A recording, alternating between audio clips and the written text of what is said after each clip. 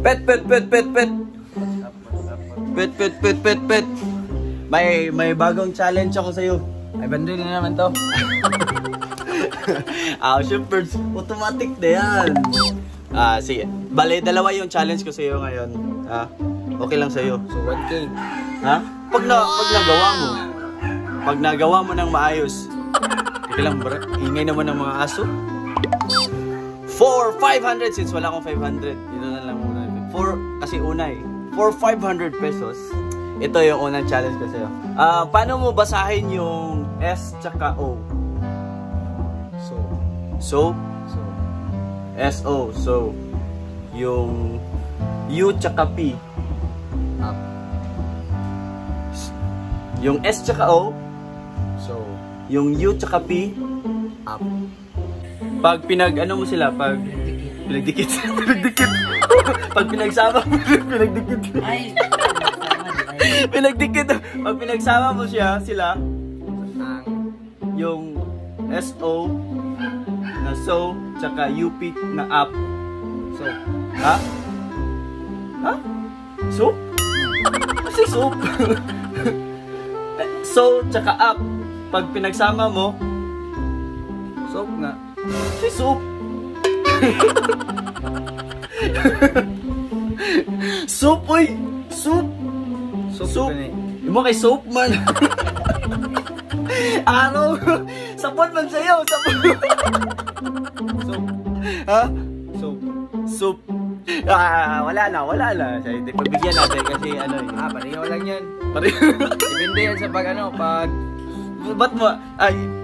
Nalaman kasi di ko alam kung paano yung Tagalog yung pag pagsama eh. Kaya nalaman mo to eh. Silang. Ano lang yun, bonus na yun, bonus round. So, say may 500 pesos! Congratulations! Ito naman.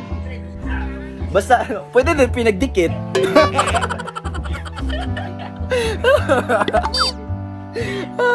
Ito. Ano ka ng sign na ganito? Tapos ilagay mo sa baba mo.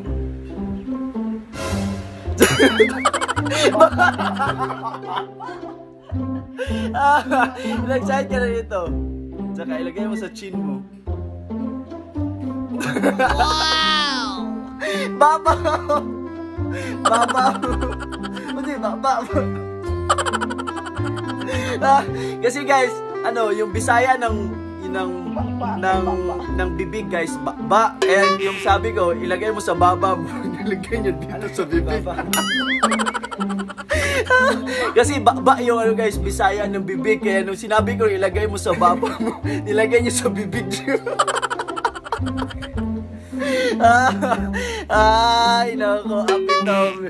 Dahil dyan, may 1,000 pesos! Dalawa lang yung challenge natin. Ba't naging 1,000? Ha? So, yun lang. Thank you! Okay guys, sana may vlog pa tayo soon, guys. sana araw-araw may... Araw-araw, kahit every hour. Every hour, mukha mo. So, yun lang guys. Guys, don't forget to subscribe, click the notification bell and share this video. I love you all.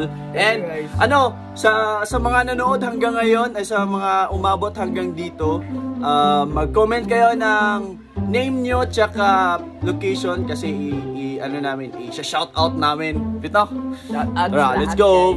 Doon po natatapos ang aming video. Doon pa natatapos ang aming video kaya sa muli.